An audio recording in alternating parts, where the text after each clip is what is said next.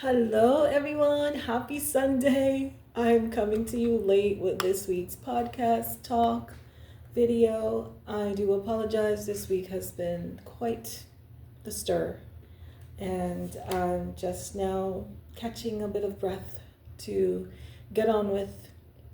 We're in a new week. I believe Sunday begins a new week. So, last week's, this past week, podcast. So let's jump right into it. Welcome back if you are a seasoned veteran here on the Bible and Beyond podcast. If you're new, welcome. I am so glad to have you. I am Louise Saint Cyr, your host. And today's topic is going to be called about happiness haters. I'm sure you've probably heard the term before. Happiness haters is exactly as it sounds. They are individuals who are never happy for you, doesn't celebrate nor cheer you on in whatever you do or accomplish. They're just completely negative about anything that you pursue in life. They never root for you. They're just always have something bad to say. In fact, they even talk down the very thing that you went, say you're excited about starting this new business opportunity or a new job that pays you really well and you're so excited, and you went to this person and shared your good news with them thinking that they would be happy for you and with you, but instead they threw a wrench in your wheel. They threw a mountain in your joy. They literally just rained on your parade, so to speak, and said all manner of nasty things about why you shouldn't get involved with a particular job, or they're just very stoic in the face. They show no level of excitement or happiness for you. It's like in their minds they're probably thinking, why her? It should be me, type of thing. This is a problem with this issue of people just cannot be satisfied with who they are and what they have in life, that they cannot even share in the joy of another. I know for me, if somebody comes to me with good news, or even just strangers, even online, or if I'm passing by and I'm seeing somebody getting married and they're happy and I'm like, yay, I'm smiling because their joy is my joy also. You know what I mean? Like, I celebrate and root for people whenever I see something positive happening for them in their lives. I'm never jealous. I just don't have a jealous bone in me, so it's not something that I can understand. You know what I mean? Like, when you're not on that level, it's like, I don't understand, for me, why people get jealous. But I do understand, but I just don't get it. You know what I mean? Because it doesn't make any sense. You really rob yourself of your own presence and power when you do that. It's like you're tossing away your own value and worth by hating on somebody else's joy and happiness, and just can't share in their good news, which is really bad. It shows exactly who you are. It shows just how unpleasant of a personality you are, and it just make people want to steer clear of you. They never root for you, so essentially you might as well don't even bother sharing any good news with such individuals, because they may just throw the evil eye your way to try to sabotage it so you can't maintain that level of happiness, so you can't have that joy that you brought to them and shared with them. They'll probably, if they're into some witchcraft or black magic situation practices, they'll probably go and do that to try to sabotage it. So sadly, sometimes it's best to keep your good news to yourself if you're not around people who celebrate you, if you're not around people that are happy for you, people that truly want to see you succeed and want to see you happy and will root for you. They'll pick you up if you're down. They're never going to be hating on you for any reason, shape or form. They're just in your corner. So if you don't have such a person in your life, please keep your good news to yourself. You'll be better off for it. Wait until it's all said and done. Then you can announce it and give your testimony. But if you're not around such individuals, wait until the horse has already gone through the gate, as my grandmother used to say, before you share your good news, because you don't want them to sabotage it before it comes to full fruition, fully manifest itself in your life. at that point, they can't do a thing about it. You know what I mean? So those are the obvious signs of a happiness hater, is that they're just never happy for you. They don't celebrate nor congratulate you for your wins, for your joys, for your achievements, whatever it is. They're just they're really hating on you, essentially. 2, they plant doubt in the seeds of your garden, your passions, your purpose. Whatever good news you share with them, they're going to knock it down before it could even sprout up from the ground. They're going to throw concrete on your seeds. They're going to spit on it. They're going to stomp on it. They don't want to see you excel and get ahead in life. So, they're going to plant seeds of doubt. Are you sure that's a good thing? Are you sure he or she's the one? Sounds like a fatal attraction situation, or sleeping with the enemy type of situation. True story. Let's put some little story time in here. But for real, true story, experience I had when I was in high school. I had 2 best friends, and one of them, they both hated each other. One, they were jealous of the other because they just wanted me to be best friends with just one of them and not 2 of them. And it was wild. It was wild and weird. But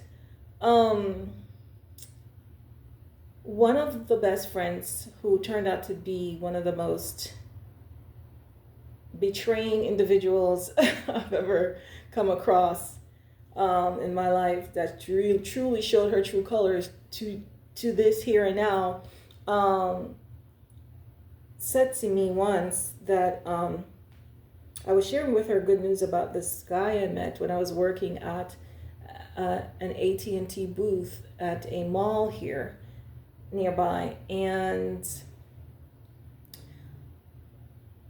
this guy in his designer label suit, I didn't know of it at the time because I'm not someone who pays attention to labels and designer duds or whatever, you name it.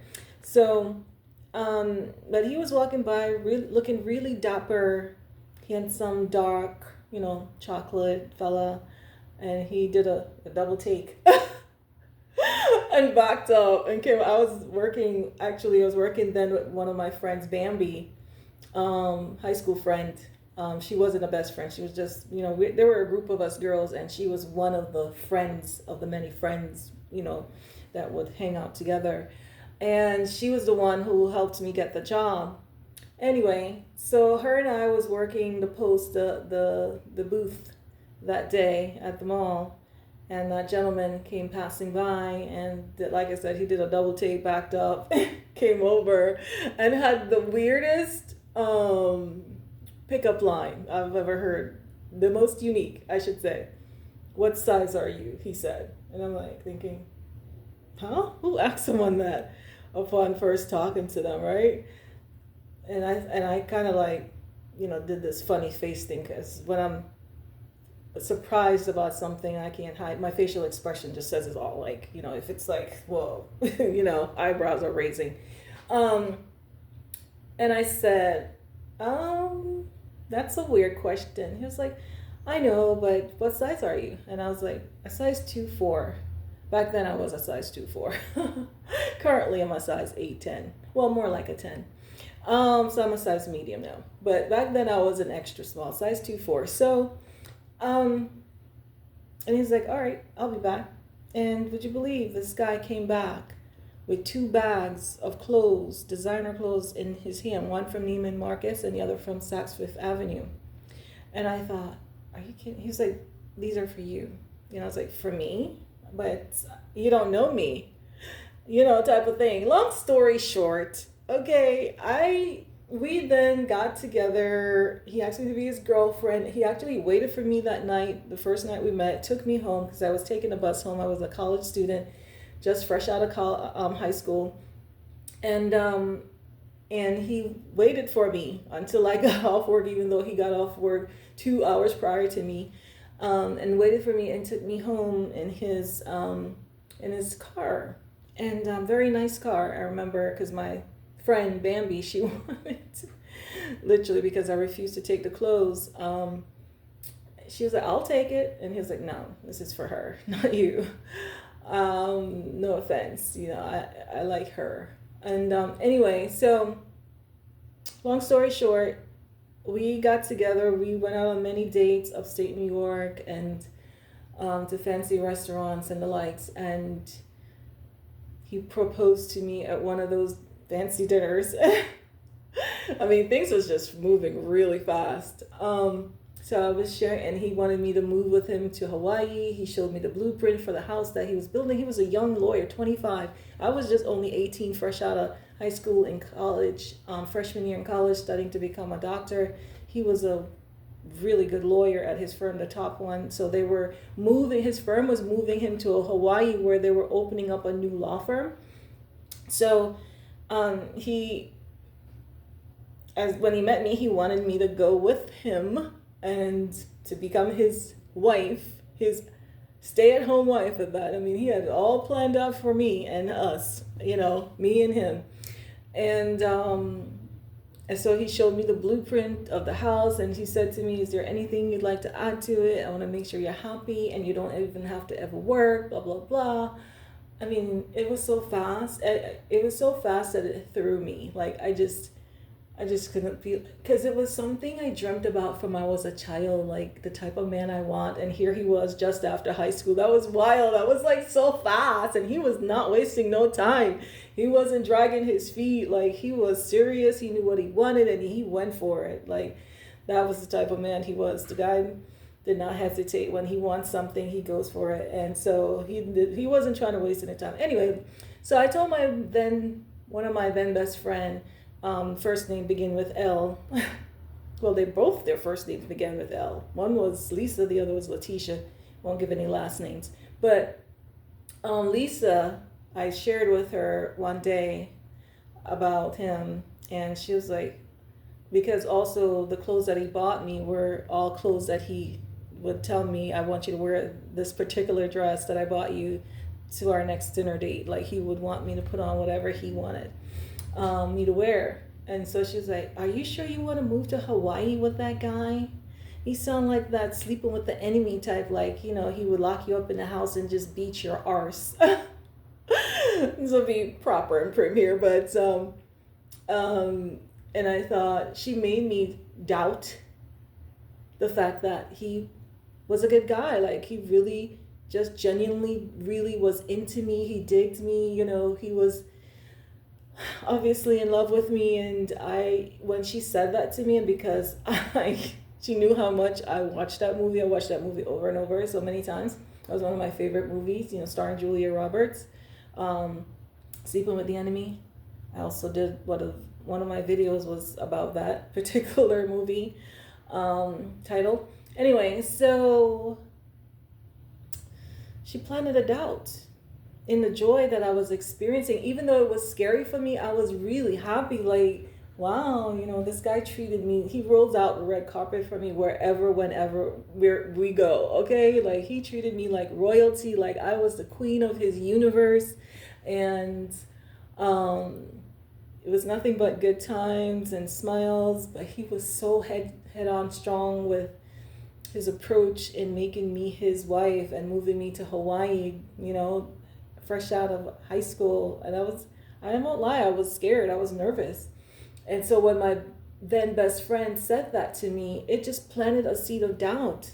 And I winded up giving him back his ring and told him, "I can't do this." I literally, what she did when she said that was really amplified my fear. And with that seed of doubt. And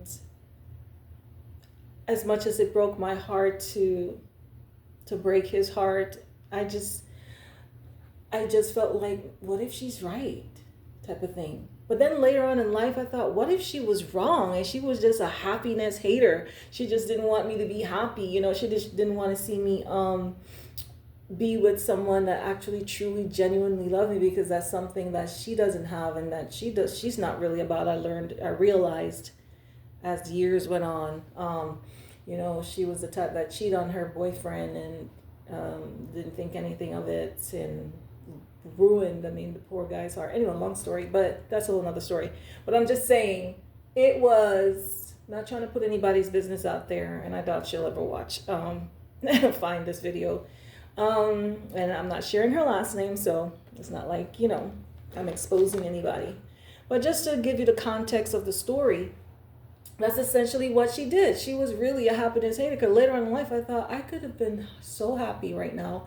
I made the wrong choices thereafter, and I had so many princes in my garden, and now all I have kept experiencing, not all I have, but thereafter was frogs. I just kept kissing frogs after frogs after frogs.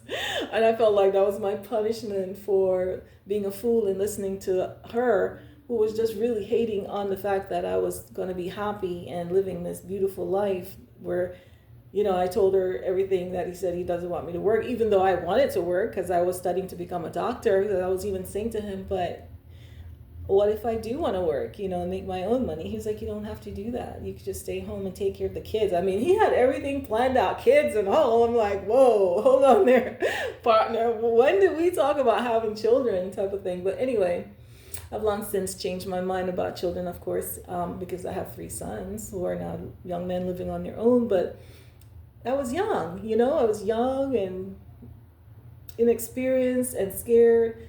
And she just planted a seed of doubt and stole that joy from me. Had I not listened to her, I probably would be married to that awesome, wonderful man today that treated me with nothing but love and respect and made me the queen of his universe, literally. Like I said. Yeah, he had some controlling tendencies where he wanted me to wear whatever dress he bought me when we went out on dates, very similar to the movie. So this is why I took her up on what she said when she planted that seed of doubt. Like, wow, maybe she's right. Because she's like, oh, he's probably the type that's like that guy in the movie sleeping with the enemy, and he's just going to beat your arse and lock you in the house and you're never going to be able to get out. So, yeah, the fact that I was already nervous because of how fast he was moving with everything from making me his girlfriend to, showing how he wanted to be in control of everything. And I was okay with it because I'm a womanly woman, like, a girly girl. And I don't mind a man taking place and being the, in the front seat, in the driver's seat of a car, the vehicle of our life. But I also liked my independence. I wanted to have my own money and do my own thing. So I didn't really think much of it at first until she shined a light on it. And I was just like, well, more like her darkness on it because she was just hating. Anyway, long story short, happiness haters will definitely plant a seed of doubt in your garden. Okay, and destroy all the roots of happiness that was springing up into your life. They will stifle the life out of it, okay? Out of your joy, out of your happiness, out of your opportunities. So it's best you keep your business to yourself. Do not share your good news or your romantic relationship or whatever with them. Anything of the sort, because their only aim will be to destroy, because they have jealousy in their heart. They're bitter, they're angry, they're holding on to whatever disappointment or heartbreak they had in the past, and they're projecting on you and lashing out on you and anybody else for that matter that they come in contact with, and want to ruin your happiness because they're unhappy. Essentially, misery loves company, as my grandmother used to put it when she was alive. God bless my grandmother. She was such a wise lady, such a bona fide Christian woman. She really taught us grandchildren a lot of little wisdom tidbits that I still hold on to and hold near and dear to my heart today. So yeah, they will definitely plant a seed of doubt in your garden if you let them. Okay? So it's best not to share anything with them. 3 and last, they will never support you. I don't care how much excited you are going to them and sharing with them hey, I'm starting this business. I got the logo, I did the website, This is such a lucrative opportunity. I am so thrilled. And they will be like, and you say, hey, I just need you to be my first customer or whatever, just as to help me out. Or if you just wrote a book and like, hey, can you be my first customer and purchase a book and write a review about it, genuinely say how you feel about the book, be honest and authentic about it. Whatever it is, whatever good news it is, they'll never support you. They'll say yeah, but they never would. They even go to the point and lie and say, yeah, I bought a book. When they didn't. When you checked it out, they did not. Like, that's how dangerously unhappy and miserable such individuals are, that they will even lie about saying they supported you and bought one of your book or bought a product or whatever it was. And the thing is, it's not even, sometimes in the rarest of occasions, it's only you that they do that to. Like, they're supportive with other people, but it's just you. There's just something about you that they don't like. They don't like the way you shine. They don't like, your good vibes bother their demons, perhaps. I'm thinking that must be it, obviously, because there's no reason for them to be hating on you, but they do. And they themselves can't even really explain it. You know what I mean? So that's when there's something more than meets the eye going on here. It's a spiritual thing. They got an entity attachment, demonic attachment. And this is why they're hating on you so much, and they won't support a thing that you do. No matter how uberly excited you are about whatever it is that you share with them. And let's get into scripture. It talks about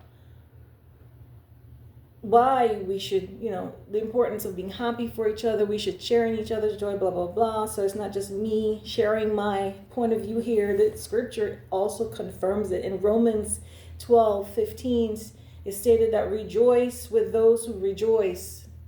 Mourn with those who mourn. Okay?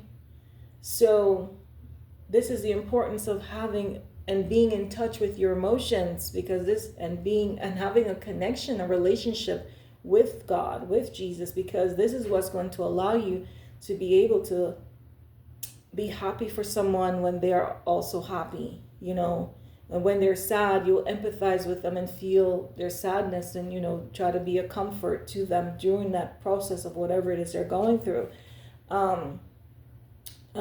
So God said it. Scripture says, rejoice with those who rejoice. Mourn with those who mourn, because we are truly connected. We're truly one, created in the image and likeness of our Creator, our God.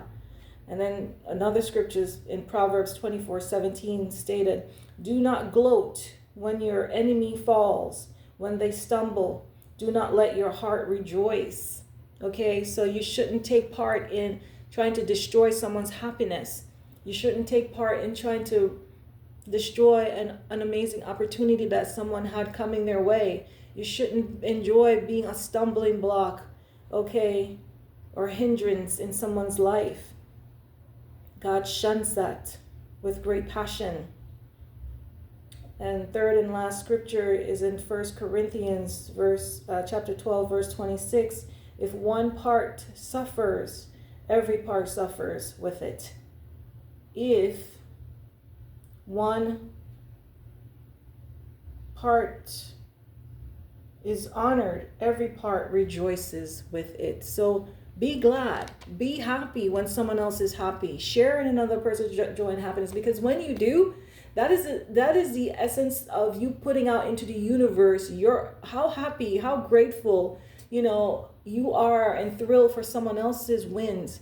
That God, the universe, will bring that to you. They'll bring more of that to you. They'll bring more celebrations for you to have, not just for other people, but for yourself as well. So, and it is a strength. It is truly a strength when you can celebrate for another person, be happy for another person when they're happy. Okay? It takes great maturity spiritually, mentally, emotionally to truly not get jealous and put aside petty nonsense and be happy and cheer on and root for somebody and celebrate with someone when they are happy, as if their happiness is your very own. That's how I feel when I see somebody happy. I feel like I celebrate with them because their joy is my joy. Their pain, I also feel it. It's not mine, but I feel it and I empathize with them. You know what I mean? Because you don't want to take on other people's problem, but you empathize with them. Be compassionate, So it's important to understand that and treat people with loving, tender kindness and care and love along the way on this journey in life. Tread lightly, because you never know when the shoe may be on the other foot and you just wish you had done things differently, wish you had treated people more kindly, and then you're all left out there in the cold as in how you've done it to others, maybe not intentionally on the part from the other party, but because of the way you mishandled such a person or other persons in your life. It doesn't particularly have to be that person who's now ignoring you or doing you dirty. It could have been someone else, but another person is now your karma. You see what I mean? So be careful of how you treat people when you walk through this life. It's important because you never know when you're going to be down and need somebody to be in your corner, rooting for you, supporting for you. Like the song goes, lean on me when you're not strong, and I'll be your friend, and I'll help you carry on, for it won't be long that I'm gonna need somebody to lean on. So just call on me, brother, when you need a hand. We all need somebody to lean on.